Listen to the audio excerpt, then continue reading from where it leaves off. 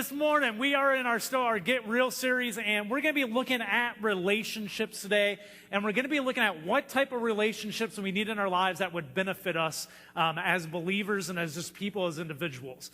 God designed us to be social creatures. This is how he designed us. It's one of the reasons he gave us the church, that when we become part of God's body, he gave us this thing called the church to be social within, to connect with other people, and to live within a community together. It's also why the author of Hebrews warns us of isolation, that we should make sure that we don't stop meeting with the church, meeting with God's people, and warns us from isolation. The reason for that is this. We know scientifically now, loneliness has huge health issues. Just recent research, you've probably seen this in the news recently. They say loneliness has the same risk factors as if you are extremely obese or you smoke up to 15 cigarettes a day. It has the same health factors and the same health risk. It increases your odds of developing dementia by 64%. That's what loneliness does. It increases your use of medications. It increases your odds of developing a disability. And it increases your risk of early death by up to 45%. That's what loneliness does in our lives. It has a huge effect on us. Now, let me just ask you a question as we start today. I just want to get your view. Throw up the next slide here. All right. I'm going to ask you a question. How many close friends do you think the average person has? And you're going to get a vote here. Molly, is our computer working to go there? Or are they working on the other stuff? Okay, let me do this. You get 4 options. How many close friends do you think the average American has? And your options are this: 1 to 2, 3 to 5, 6 to 8, or 9 plus. Okay, and you're going to do a vote here, so everybody needs a vote to put your view in. How many close friends does the average American say they have? 1 to 2, 3 to 5, 6 to 8, 9 plus. Here we go. How many of you would say the average American has 1 to 2 close friends? Raise your hand. Now, that's about 50% of you are that. Okay. Next one, 3 to 5. And that's about the other 50%. All right. How many of you would say 6 to 8? 3, 4, those are the people that people like, the people that everyone likes to be around. The rest of you, obviously, you're judging yourself and going, nobody likes to be around me. 1 to 2, 3 to 5. Okay, how many 9 plus? Christian and Carolyn. Carolyn's like hesitant to put it up there. No, we all love you, Carolyn. That's because you have did I say this? Non-binding, not your family members. Do I need to redo the vote? Redo the vote, sorry. Okay, your family does not count. Family doesn't count. 1 to 2. How many are 1 to 2? Family doesn't count outside of your family. Okay, 3 to 5. Okay, we're still pretty close there. How many 6 to 8? Still got those. And how many 9 plus? Christian's still there, 9 plus. Okay, there we go. Here's what we found. 2015 NBC News survey. What they found was this: 48% of people have 1 close friend. So if you voted in a 1 to 2, that's almost half the population says they have 1 close friend outside of their family members. 18% have 2 close friends. So between 2 close friends and 1 close friend, you're at 66% of the population, 2/3. 29% said they had 3 plus close friends, and 4% said they had 0 close friends. Those are people that are extremely lonely, okay? Those are people that don't have anyone they can contact. The average number of close friends found in the survey was 2.03. So basically 2 friends. How many of you would say you fit in that category then, if you're looking at your own life? About 2. That would make you average in America, because you have about 2 close friends. Here's the other interesting thing they found. They found 76% of people would prefer to stay home and relax in the evenings and on the weekends rather than go out socialize with friends. 76%. How many of you would agree you'd rather stay at home and relax than to go socialize? Okay.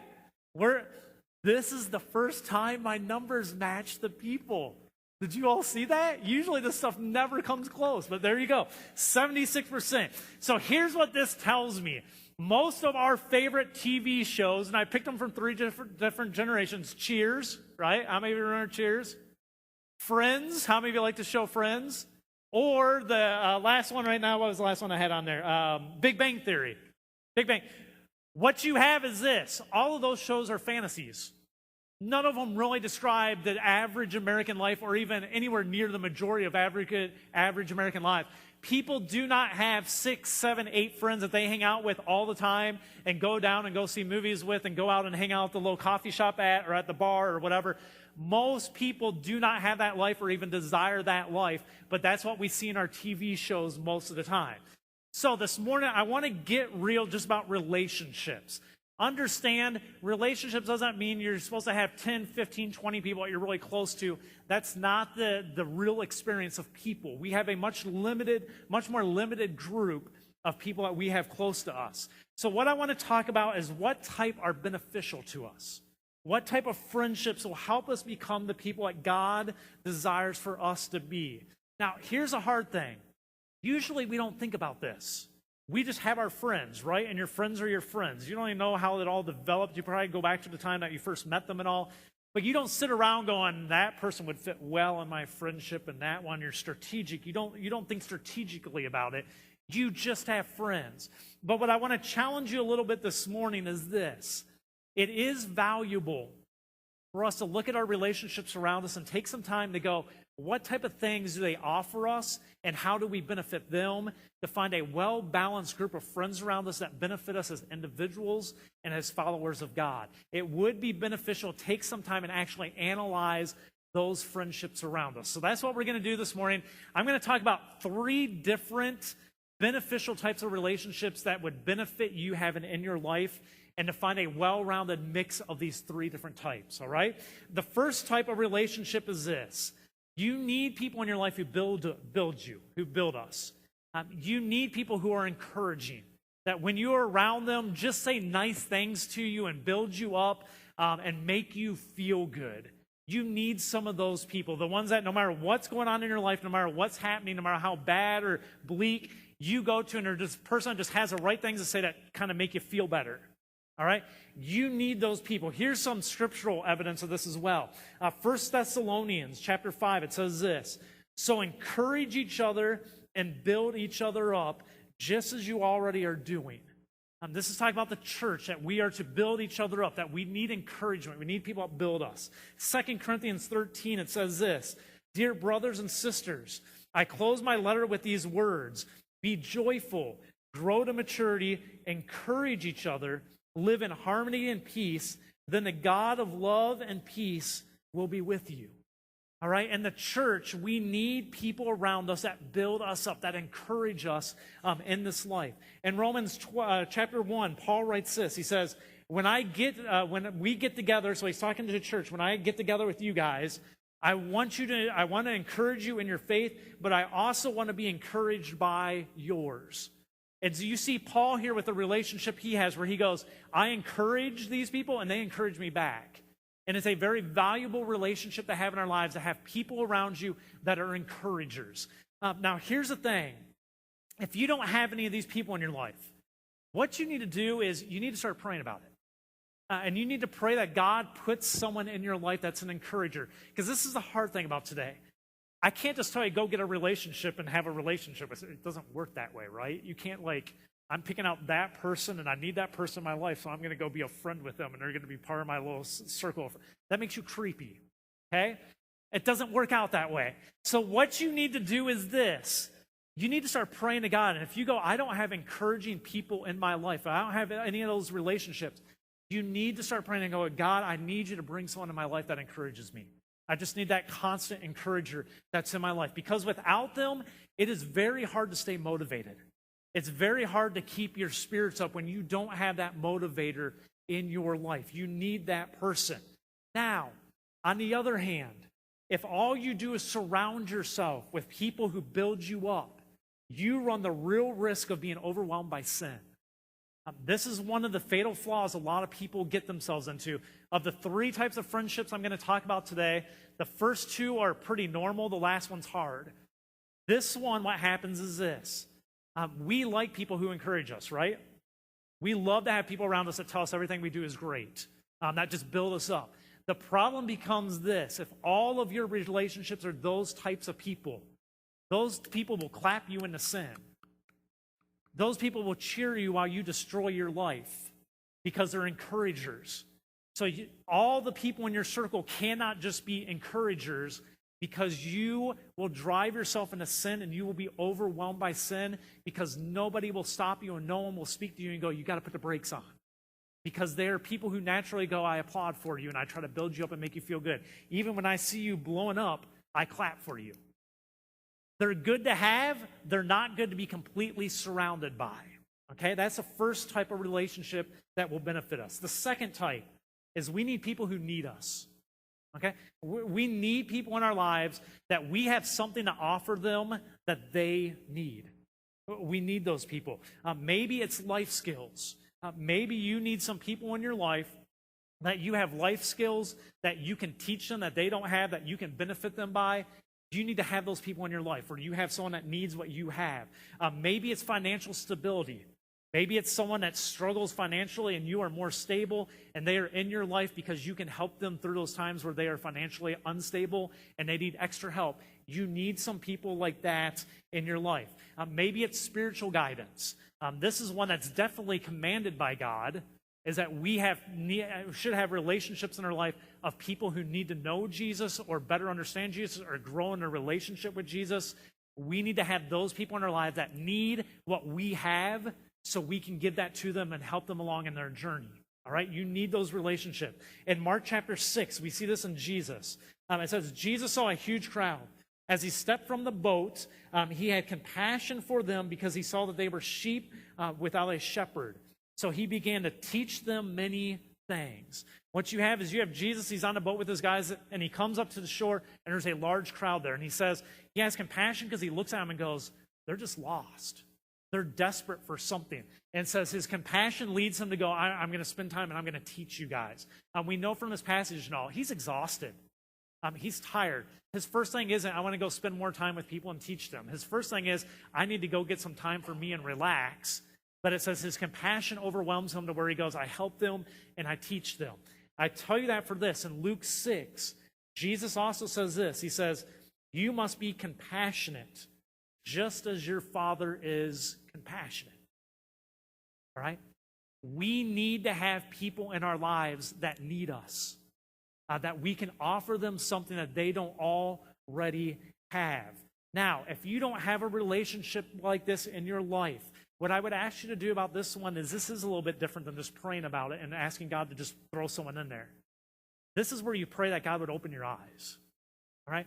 There are always people around you that need you. There are always people around you that will have needs that you can help meet in their life, that need some advice from you, spiritual guidance, financial help, whatever it is.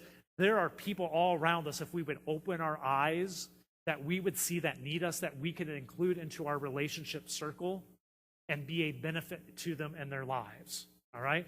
We need to be looking for those things, because without people who need us in our lives, what happens is this: we become selfish. We become self-focused. Everything becomes about us. We're not compassionate. We don't care about our fellow brothers and sisters. We don't we don't concern ourselves with the people around us that we see in need, because it's all about us. And having people that need us, what it does is it helps humble us at times and help us realize this life isn't just about our journey. It's about other people's journey as well. So you need to make sure you have some of those people in your life that need you. On the other hand, if you are surrounded only with people who need you, you run the risk of being bled dry and becoming resentful of people. Okay? The first one was having the people that build you up, and all you do is surround yourself with them. That leads you into sin. The second one is this: some of you are bleeding hearts. You don't have the encouragers, you don't have the last one we're talking about, but you see yourself as, I got to help everybody. And your whole entire realm of relationships is built around needy people who need you.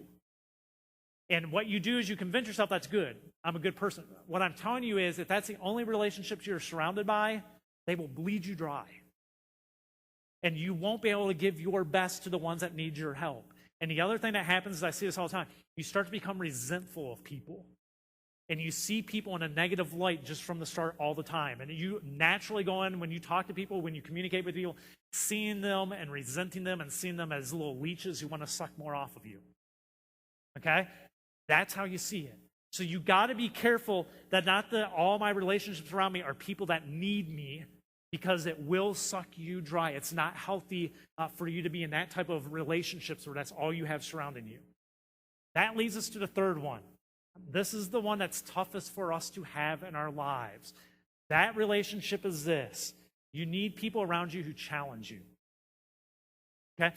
You need people who will say the tough things to you that you need to hear even when you don't want to hear it. You need people that will challenge you.